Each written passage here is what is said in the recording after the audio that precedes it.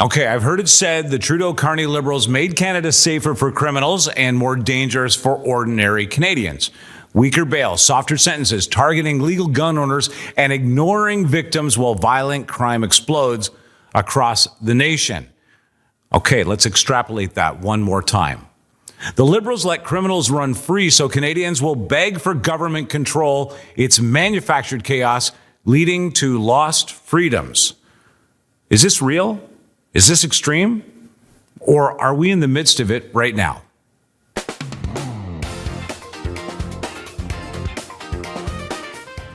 Okay, well, here we go. I think I've got the right guy for the job. Matt Nanos, a.k.a. the Awakener. Hello, my friend. Good to see you again, man. I feel like I'm getting all the tough questions. I know. I said earlier today, when I really want to go off on a limb, I know who I can call. Oh, you call me. But the reason for that also is because I know that you have a real knack for the stats and patterns that we see historically. Yes. And I thought that today this would be a really good place for you to position yourself, because I'm going to extrapolate what is actually happening and see if you can help me with it. Crime is on an increase. Let's see if I've got this right. In just the last, since 2014, and this, by the way, from the Fraser Institute, violent crime is up 44% in 10 years. Property crime up 7%. And they cite crime exploded under Trudeau and Carney already in his short leadership, while Liberals handcuffed the police. They'll seem low. Tied judges' hands. You think so? I think so. Well, it's certainly in the last couple of weeks, violent crime around us in Ontario has been Now, is all wild. crime is all crime always reported by victims all the time? Certainly, that's a stat we wouldn't be able to. That's just maybe reported crimes. Right. And you think that there's a certain amount out there there's a that certain amount probably that's probably not reported. Well, let's go this far. So what is causing all of these problems? Well, people are saying that we've focused on gun bans instead of the criminals. Things like the victims have been ignored in these crimes. Soft bail and sentencing, urban versus suburban divide. We haven't really framed our communities properly. Right. All of this leading to mass immigration with unskilled unemployment and people waiting for PR, unable to work Some effectively. professors would argue, well, this is happening for socioeconomic conditions too, right?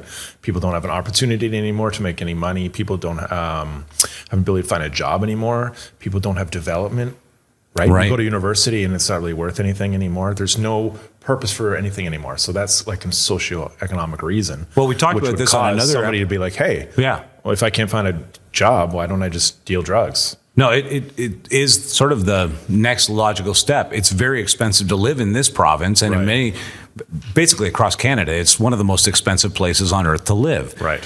What means will you go to keep yourself safe, fed, and your family okay?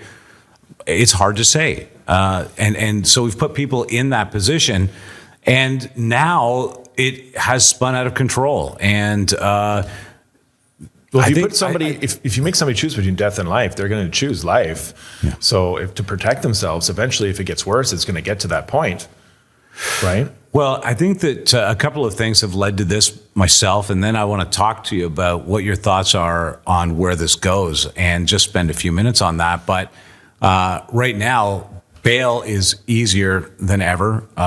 To become a repeat offender is almost a walk in the park, and it's almost a guided tour to your next crime.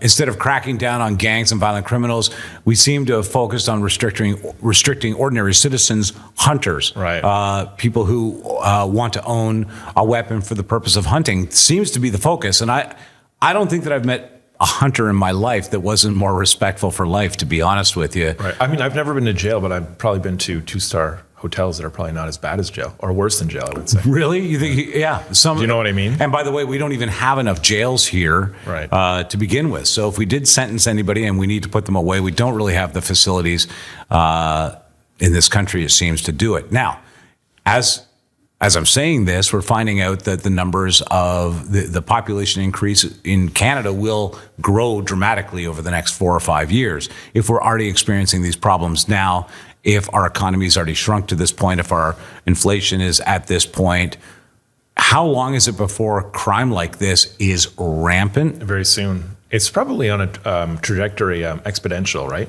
Kind of like it's one of those curves where the gains are kind of really slow at first, and then it just speeds up and it gets out of control very, very quickly. And like I said, the reason is like you bring all these people over. What are people going to do for jobs and work? Yeah. Right? Like jobs just don't create themselves. Businesses have to create jobs. That comes from demand. That comes from a whole different factors, right? If they do get into competition with other businesses, they just lower the price of, they usher in more competitiveness that shouldn't even be there, in my point of view.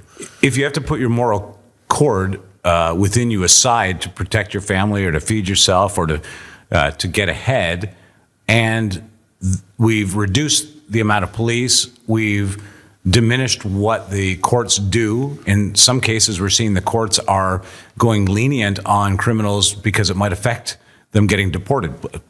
Wild to my mind. Right. You commit a crime, you should probably be deported if you're not already a citizen.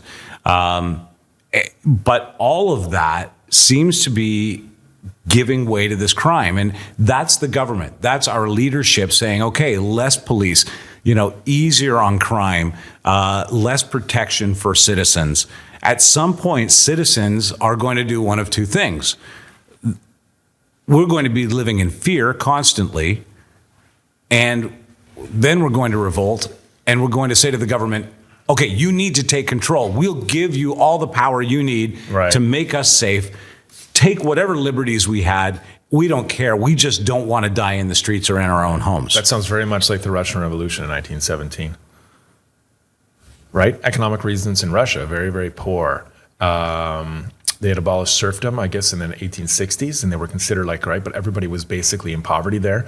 And they were prime, like the communists revved everybody up for look at all this poverty, look at all this poverty, and then they seize control, and then they're like, okay, well, here's your loaf of bread if you're a good citizen. If you're not, well, there's nothing for you.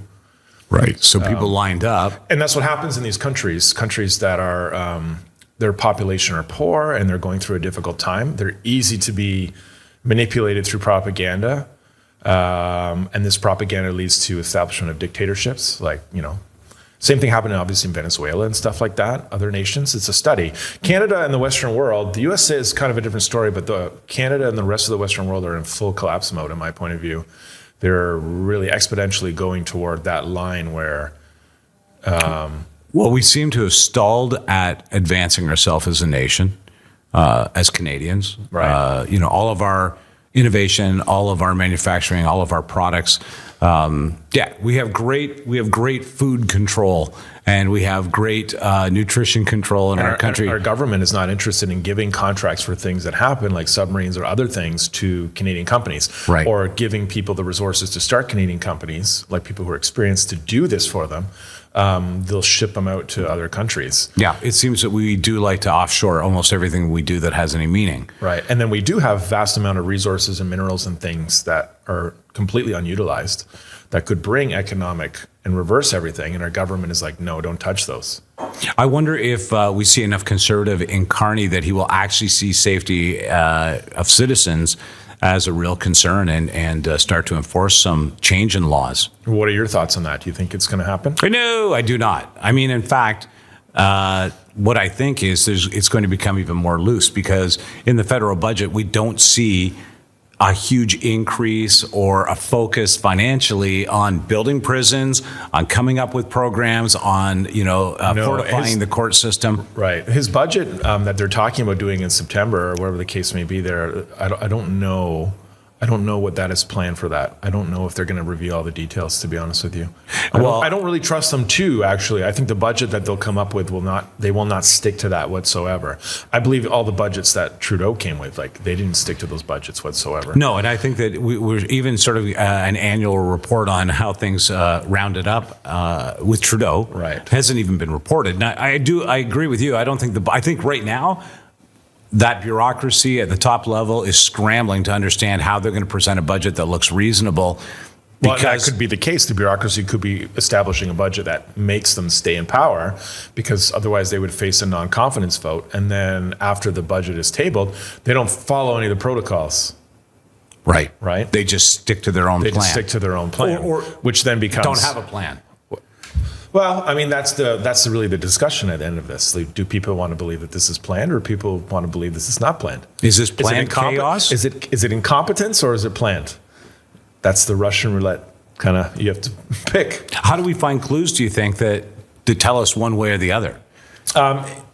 Telltale signs. If it's, in my point of view, if it's just a little bit of corruption here and there, it's normal. I don't think that any society can really continue to sustain itself without some of corruption. There's going to be. It's just, right, there's going to be some. It's just one of the spices in the pot. But if there's a lot, then it's like, okay. And there's enough dicey things going on right now where things don't make sense, where people should really clue into that something is really going on. But that's just up for the average person to kind of explore for themselves, I would say. What does your gut tell you we see over the next 3 or 4 years here in Canada on this topic of safety? And do you think that we end up with some form of castle law that is a Canadian version of it? Do you think that the gun laws change? I mean, do we want the Wild West? Do we want castle law? This is really an interesting discussion. The current government in power, I guess in Canada, you would think they would have to start changing things and do things good for us to stay in power, because the average person has got to the point where half of people are like, okay, this is not cool. But it could go either way. It could go to the point where they pretend to do things for us, but they're not, and they kind of institute their own social safety nets. Mm-hmm. Right? Well, we're not going to give you guns, but we'll put a police person on every single corner. Yeah, right? Right. In other words, we'll put our institution instead of you managing your own safety. Exactly. Yeah. And the government can't manage anything, to be honest with you. The government should basically not manage anything other than national defense, because they're just incompetent at everything. So yeah, it's an interesting question. I think Carney and his Liberals will do whatever it's to stay in power. I don't think that they're going to go anywhere. Yeah, I kind of feel like they've got a stranglehold at the moment. I think they're going to lie. I think that they're going to table a budget. I'm not taking that bet, Matt. I think that they're not going to follow the budget whatsoever. The budget will be tabled to stay in control, to avoid non-confidence votes. But their period of time right now is everything is being done to not avoid removal from power at whatever cost. Thanks for being the voice of reason once again in my day. I appreciate it. I love you, Mike. Look, find out more about The Awakener at theawakener.ca and follow along there as well. This is a guy who did history and watches the future globally. Some of it is terrifying, but today you made it a little easier for me to rest tonight. It doesn't seem like we're in imminent danger. I do my best. Thanks, Matt. Okay, we'll catch you next time right here on The Daily Cancel. Don't forget to share it with a friend. They may not like it. I don't know. But we would certainly love to hear from you. We'll take your likes, dislikes, comments, and what the heck, make a donation if you'd like as well. We appreciate it. We'll see you next time.